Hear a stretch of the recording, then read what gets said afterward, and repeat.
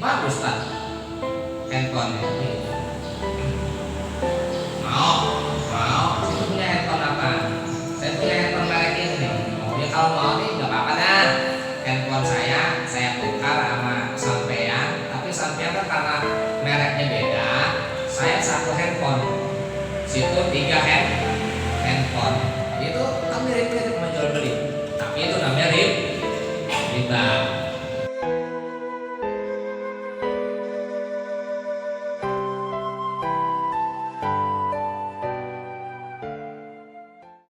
Kita lanjutin ya. Qala al-musannifu rahimahullahu ta'ala wa nafa'ana bihi wa bi ulumihi wa amattana bi asrarihi fid dini wad darain amin ya rabbal alamin. Bismillahirrahmanirrahim. Faslun. Wa min ma'asil batni aklur riba wal muqsu wal ghasbu was sariqatu wa kullu ma'khudhin bi muamalatin harrama hasyara'u wa surbul khamri. Paslun, pasal yang baru menjelaskan tentang dosa-dosa yang diperbuat oleh perut. Dosa-dosa maksiat-maksiat perut. Kemarin maksiat hati, sekarang maksiat perut. Wa min ma'asil batni, di antara maksiat-maksiat perut. Wa min ma'asil batni, di antara maksiat-maksiat perut, dosa yang dilakukan oleh perut, aklur riba, yaitu memakan riba. Aklur riba, memakan riba. Makan riba ya dosa perut, bukan dosa mulut, dosa perut, dosa batin. Riba artinya mengambil kelebihan. Ini udah bahas kemarin tafsir jalan lain di surat Al-Baqarah. Mengambil kelebihan. Tapi riba ini berbeda dengan jual beli. Mirip-mirip dikit. Mirip-mirip dengan transaksi jual beli. Karena riba itu mengambil kelebihan dan ngambil untung. Jual beli juga sama, ngambil kelebihan, ngambil untung. Cuman kalau jual beli, wa ahallallahu al-bai'a wa harrama riba. Kalau jual beli, dagang, bisnis, boleh ngambil lebih, ngambil untung, terserah. Mau kita ngambil untung ya 5%, 10%, 20%. Ya kalau laku, kalau ada yang membeli, enggak masalah. Jual tanah, ya. Jual tanah dulu kita beli, dulu masih 50.000 per meter. Sekarang kita jual sekarang nih semeter 5 juta. Ya boleh untung berapa persen tuh? Udah untung berlipat-lipat ganda. Kalau jual beli ngambil lebih boleh. Karena kan jual beli harus ngambil lebih. Jangan ngambil kurang. Itu pedagang agak cerdas. Oh rugi dijual. Kalau dagang yang ngambil untung. Mirip-mirip nih riba. Mirip dengan jual beli, transaksi jual beli, tapi berbeda. Ya, saya contohin, yang gampang aja. Ini kan orang sekarang pada punya handphone, ya, merek-merek handphone beda-beda. Jangan saya sebutin, kalau saya sebutin saya promosi. Merek handphone berbeda, ada yang branded nomor 1, ya kan, ada yang handphone biasa, ya. Ada yang handphone harga pertengahan, harga termahal, ada harga rendah. Nah, kita sama temen nih, ya betulan nih saya handphone misalnya branded, bagus tak handphonenya. Mau, saya punya handphone apa? Saya punya handphone merek ini nih. Oh ya kalau mau nih nggak apa-apa dah, handphone saya tukar sama sampean. Tapi sampean kan karena mereknya beda, saya satu handphone, situ 3 handphone. Itu kan mirip-mirip menjual beli, tapi itu namanya riba. Itu namanya riba, nggak boleh transaksi begitu. Itu namanya kita kalau makan hasil riba, ini namanya maksiat perut. Atau tanah di Pondok Cabe sama di daerah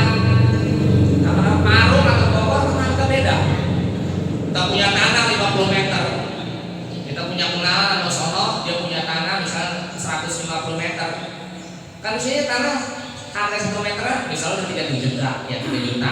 Di sana misalnya harganya para pelosok daerah pedalaman, ya misalnya harganya berapa kan? Di bawah dari jauh, misalnya masih ratusan ribu, misalnya gitu ya.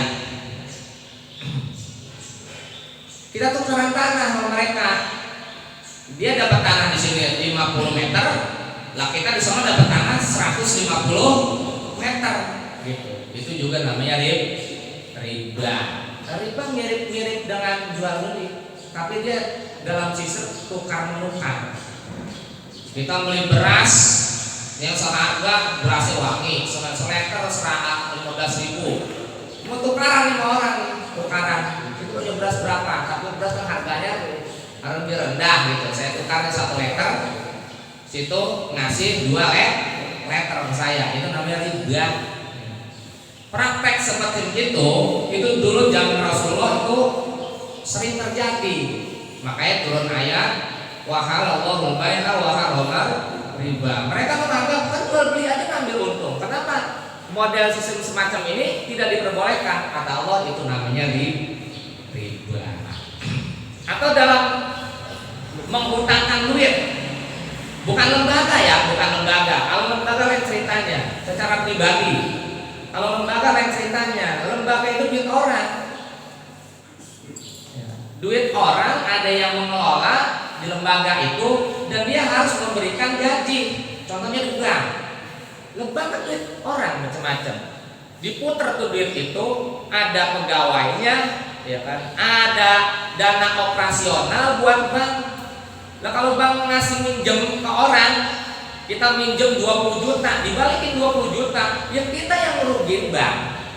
Dari mana dia bayar pegawai, operasional, ya, pajak, dari mana? Kayak orang jangan menganggap bank itu udah riba aja. Banyak orang kan gitu, bank riba. Ya sampean kalau menganggap bank riba, jangan pernah berhubungan sama bank. Kalau tukar tambah, mama motor, ya kayaknya 5 juta, terus ya, ntar akan ke situ ya, ntar akan situ ya, bentar lo. Jadi begitu, kalau menganggap bank udah riba aja, yang nggak mengerti itu lembaga itu. Yang maksud hutang piutang riba itu secara pribadi, misalnya datang bang, saya mau minjem duit nih bang, ada buat bocah masuk sekolah ini. Berapa? 4 jutaan dah. Oh 4 juta.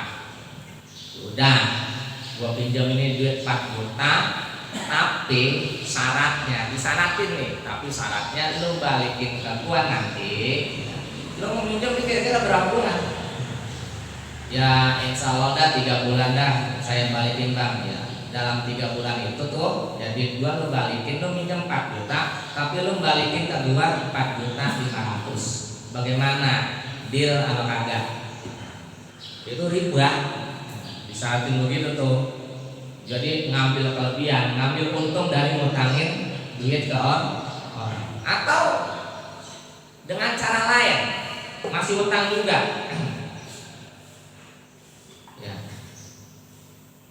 Tetap tadi seperti tadi prosesnya, dia minjem 4 juta, katanya dalam jangka 3 bulan dia balikin. Pas ditagih udah 3 bulan, mana? Katanya lu membalikin duit gua 3 bulan. Ya Allah bang, maaf belum ketemu ini, belum ada. Ya udah nggak apa-apa, tapi karena lo nih nggak sesuai janji, ya gua denda lo. Lo nanti berarti balikinnya bukan 4 juta. Padahal dalam proses pinjam-pinjam itu di awal nggak ada akad minta lebih gitu ya. Karena seperti ini nih, dia menunda bayar utang. Ya. Akhirnya si pemberi utang ya udah kalau begitu lo nunda sih. Ya. Gua berarti kalau sekarang kalau lo nunda, kalau bukan nih bulan ini lo balikin utang ke gua, lo ngelewatin bulan ini, lo mesti balikin ke gua. Bukan 4 juta tapi gue minta 5 juta. Itu namanya riba juga. Utang piutang begitu. Secara pribadi, maka kalau secara pribadi, karena kenapa? Itu ngambil untungnya buat apa? Ngutangin orang ngambil untungnya buat apa?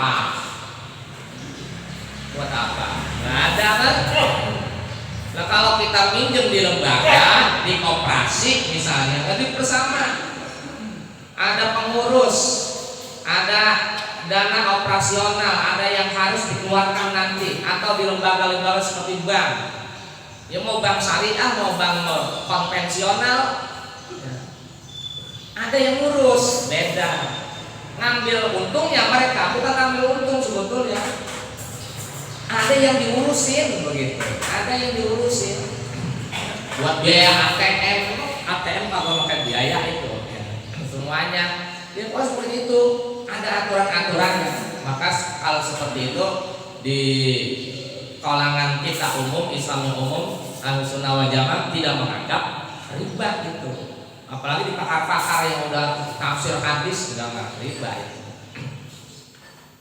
Kalau tukar tambah itu bukan riba namanya, ini transaksi jual beli. Kita dihitung itu. Ada kan boleh nih beli mobil baru tukar tambah gitu ya. Dengan mobil merek yang sama. Sekarang ada begitu ya, sistem begitu. Ya kita mobil lama kita kasih ke showroom itu, ntar showroom dia itu ngasih mobil yang baru dengan ada tambahan uang, dan mobil kita dihitung udah, ini mobil bapak harganya segini, berarti bapak nambah duitnya sekian, itu namanya transaksi jual beli, bukan riba. Jadi nggak ada transaksi yang sifatnya tukar tambah dengan uang, gitu ya. Jadi mirip-mirip riba itu, karena dulu riba itu dianggap seperti jual beli. Jadi di situ kita bisa sedikit ada gambaran antara riba dengan bukan riba. Nah, kalau kita misalnya arisan RT ya, kita kan punya duit bekas, ada jamaah minjem 1 juta, ya. Ada jamaah minjem 1 juta gitu. Karena kas RT itu nggak ada dana operasional ya, ngerti ya. Jadi jangan dilebihin. Jangan, boleh buat anggota kalau minjem di arisan RT boleh berapa 2 juta, tapi nanti balikinnya 2 juta 100 ya, itu namanya riba. Karena nggak ada dana operasional kecuali operasi. Karena emang dana operasional bersama harus diputar bersama dan harus untung sama-sama. Kembalinya kepada yang meminjam dan yang anggota seperti itu. Ada orang juga anggap operasi riba juga ada. Itu kurang betul-betul paham mendetail tentang riba. Jadi gitu, walaupun banyak jenis-jenisnya, yang penting gambaran gitu aja. Jadi kalau kita makan riba itu namanya maksiat pertaruhan. Kemudian waluksu, menarik bea cukai secara paksa. Menarik bea cukai secara paksa. Bea cukai itu apa? Pajak perdagangan dengan cara memaksa. Zaman-zaman penguasa zaman dulu nih, ya raja-raja, ya, orang dipaksain untuk membayar pajak perdagangan dengan memaksa. Dan keuntungannya untuk keuntungan pribadi. Kalau menarik pajak dengan paksa dan untuk keuntungan pribadi atau golongan tertentu saja, maka memakan hasil uang bea cukai atau pajak ini namanya maksiat perlu. Tapi kalau pajak itu dipergunakan bukan untuk kepentingan pribadi si penguasa, tapi untuk kepentingan masyarakat yang dipimpinnya, untuk jalanan, untuk pembangunan tempat umum, untuk membayar gaji pegawai pemerintahan, ya, untuk dipergunakan untuk yang baik-baik. Ya, kayak sertifikasi guru, ada kan itu kan pengawas untuk memperhatikan kesejahteraan misalnya pengurus majlis taklim, untuk ketua-ketua lingkungan, itu kagak masalah yang begitu. Karena pengambilannya tidak secara paksa, udah diberlakukan oleh undang-undang dan diperuntukkan untuk kemaslahatan umum. Kalau dulu zaman Kompani Belanda, main tarik-tarik aja pajak udah. Makanya Bang Pitung bereaksi ngambilin lagi duit si Belanda, kompani Belanda. Masyarakat kita main ditarik-tarikin aja pajak dah. Oh nggak ngasih, udah main aja bawa-bawa tuh. Kalau ada beras sekarung dibawa beras sekarung, jam dulu begitu. Kalau kita mengambil pajak nih, pemerintah mengambil pajak dengan cara paksa dan untuk kepentingan pribadinya sendiri, itu namanya hasil pajaknya nanti itu dosa perlu, maksiat perlu. Kemudian wal gosbu, gosok itu mengambil barang berharga milik orang lain tanpa izin dan terang-terangan. Mengambil benda berharga milik orang lain tanpa izin dan dilakukan secara terang-terangan. Misalnya tentang kita ngaji muslim, ya, apa yang baik ambil, yang bagus-bagus saya diambil, yang buruk-buruk kurang. Pulang dari muslim, pulang dari sholat jamaah, sholat Jumat di masjid, tinggal kita yang buruk kita buang dari masjid, yang bagus-bagus kita ambil. Gosok tuh gosok namanya. Ngambil barang berharga orang tuh gosok namanya, tanpa izin.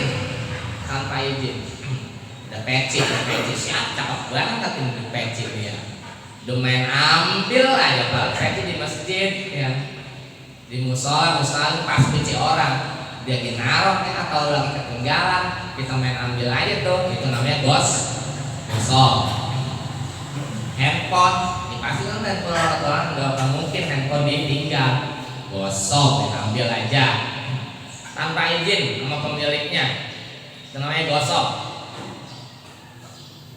Termasuk tanah-tanah orang ya. Tanah orang udah main kita akuin aja, gosok tanpa izin dan dihalalin, itu udah gosok. Hasil gosok kalau kita makan, perbuatannya udah bagus, udah tidak diperbolehkan, apalagi hasil gosok itu kita makan kemudian ya. Itu namanya maksiat perut, dosa perut.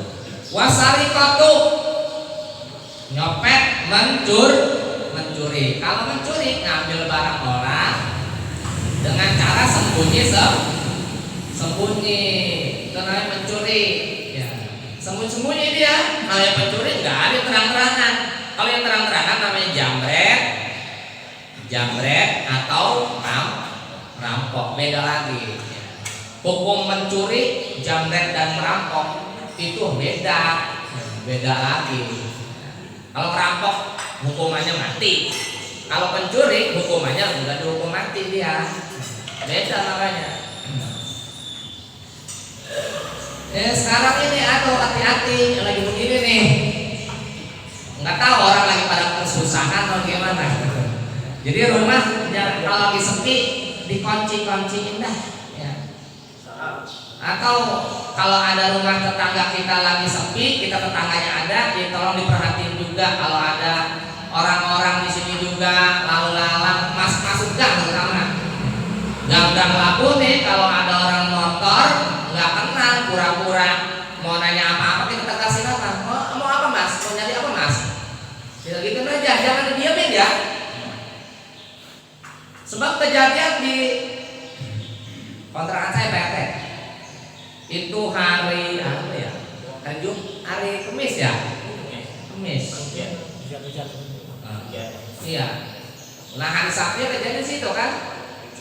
Itu Jumat ya? Jumat situ. Iya. Dekat Bang Goni sama. Hah? Bareng. Kamis juga ya? Jumat. Ya, saya lewat ramai Jumat. Jadi sekarang itu gitu. Diperhatiin. Sebab gang saya dari saya masih kecil sampai udah tua sekarang baru kejadian ini tadi, baru kejadian. Makanya saya curiga mah nggak mungkin orang luar, masih ada keterkaitan. Soalnya yang diambil itu apa namanya, perhiasan doang, motor ngampar nggak diperhatiin, datang-datang udah tahu aja ke situ, seperti itu. Jadi kemungkinan tempat saya juga ada juga. tinggal ke sini itu Pak transformer yang di Malaysia. Iya. Dua diambil. Oh gitu. Iya benar. Benar tidak? Kayaknya ada corong. Kalau yang begitu nggak ada corong. Ada informannya. Atau kalau enggak ada emang dia udah dari dia ke dia gitu udah teman atau ya nggak tahu ya. Kalau yang begini salah namanya. Ya mencuri hasil mencuri jelas, jangan. Udah jelas lah. Wa kullu makhujin dan segala sesuatu yang dihasilkan. Wa kullu makhujin dan segala sesuatu yang dihasilkan bimuamalatin melalui transaksi. Bimuamalatin melalui transaksi haromaha yang diharamkan. Haromaha yang diharamkan asyar'u oleh agama. Ya, transaksi yang diharamkan oleh agama. Contoh-contoh gini nih. Jual udah sering dibahas kan, jual ikan di empang gitu. Tuh gua jual tuh ikan di empang. Ya. Berapa kilo itu di empang? Gua sih naruh 5 kilo apa aja, 5 kilo dikit ya. Ya 1 kintal lah gitu, 1 kintal. Berapa? Ya, gitu dibayar. Bahkan yang bayar transaksi jual itu ikan itu belum tentu harus segitu kan ya. Itu transaksi begitu belum jelas ukurannya, takarannya, timbangannya nggak diperbolehkan oleh agama. Memakan hasil transaksi semacam itu namanya maksiat tuh gua jual tuh rambutan sepohon-pohonnya tuh. Ya udah membelinya masih pentil-pentil lagi ya. Udah main beli udah ini aja gitu. Transaksi beli itu nggak boleh, nggak diperbolehkan. Udah jelas. Borong ikan ya. Hah? Borong Iya ikan. borong gitu ya. Transaksi beli itu tidak diperbolehkan, harus jelas. Kalau yang micu, Hah? kalau di Jawa namanya micu. Gitu ya. Sesuatu yang jelas. Iya, beli sesuatu yang belum jelas itu tidak diperbolehkan. Kalau praktek-praktek dulu begitu, belum ngaji, ya nggak apa-apa, udah namanya belum paham, pasti dimaafin. Tapi kalau udah paham, jangan terobos. Oh, praktek begitu tidak diperbolehkan. Itu transaksi yang tidak diperbolehkan.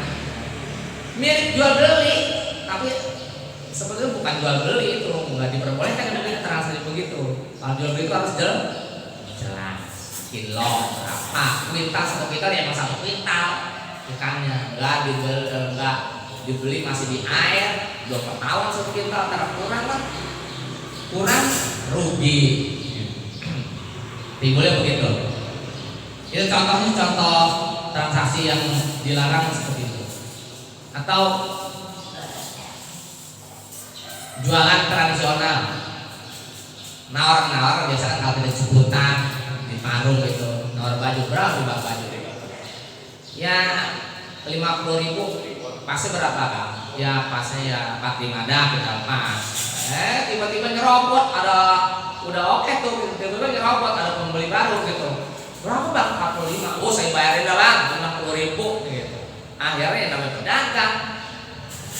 Padahal dia lagi transaksi sama yang pertama tuh, karena dia nyerobot beli 60.000, dia jual 60.000. Padahal dia udah harga pasar berapa 45, udah mau tuh dijual ya sama yang 60.000. Nggak boleh transaksi yang begini nih, transaksi yang dilarang oleh agama, karena itu menyakiti perasaan si pembeli pertama. Udah mobil membuat tiba-tiba diserobot sama yang lain dan dijual yang lain, itu menyakiti perasaan, membuat kecewa pembeli. Itu ya contoh-contoh gampangnya seperti itu. Hasil seperti itu namanya maksiat perut. Maksiat perut. Wasyurbul khamri, jelaslah minum arak. Udah jelas itu maksiat perut. Makanya kalau di remaja kita, karena memang minum arak itu biasanya di dunia remaja. Kalau udah tua masih minum minuman, namanya udah ahli minum. Biasanya begitu tuh. Banyak anak-anak kita yang kegoda sama temennya, teman dari luar. Ini ketua lingkungan nih, udah ini berkolaborasi, nggak apa-apa, jangan ketua lingkungan aja sendiri aja. Di sini tokohnya, ya siapa yang dianggap tokoh, ya dia ajak kerjasama dan semua masyarakat, termasuk orang tua, jangan membiarkan anak udah berani mabok yang dibiarin sekali, harus udah diberikan ketegasan, karena kalau sudah sering itu repot ya, susah, nggak mudah.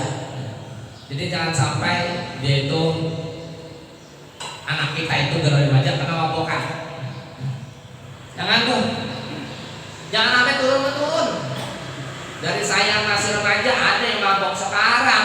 Kita udah jadi orang tua, remaja sekarang masih ada yang mabok-mabok juga. Itu namanya lingkungan kita kagak maju. Nggak maju namanya lingkungan kita.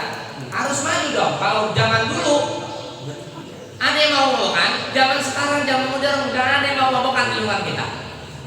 Seperti itu. Itu namanya lingkungan maju. Kalau nggak begitu namanya lingkungan kita nggak maju.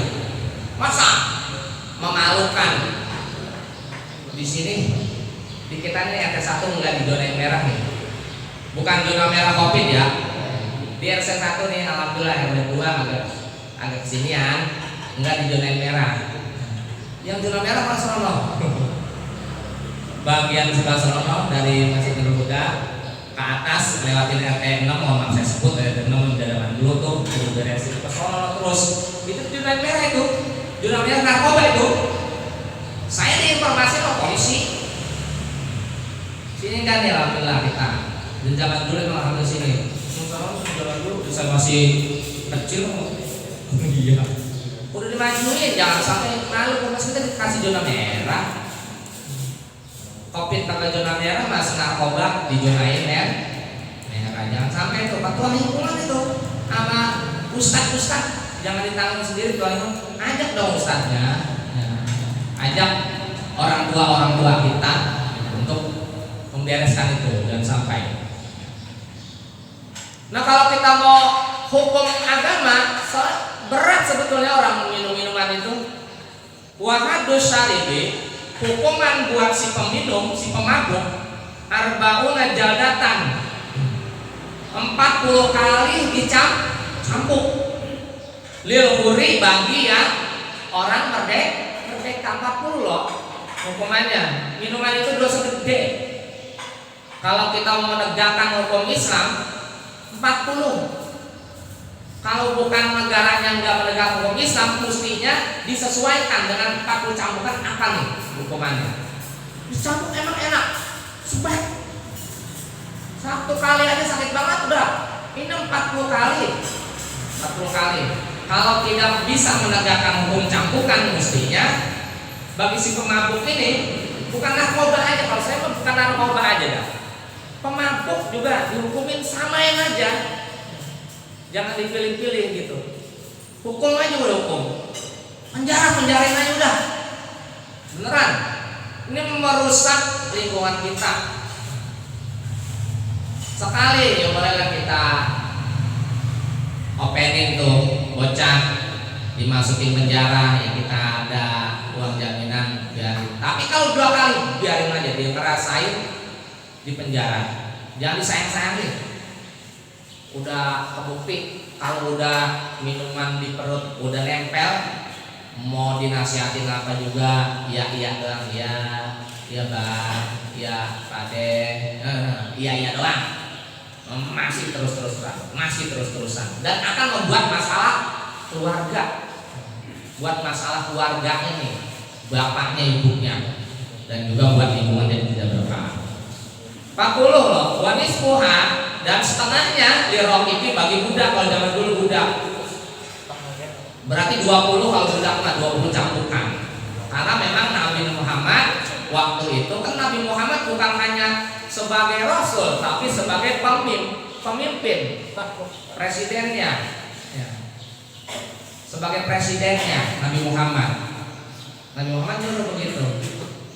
Gerak 40 kalau yang merdeka, kalau yang budak 20. Soalnya di keras legal sekarang ada undang-undang boleh. Nah, Minuman keras boleh jual bebas. Minuman keras. ya, Undang-undangnya ada boleh jual bebas. oh, ya itu DPR pernah aja. Jadi nggak boleh di penjara orang minum. Hah? Orang di penjara orang minum nggak boleh di penjara. Tapi jelas kan itu ya? Hah? Harus jelas dulu, tapi kayaknya ada.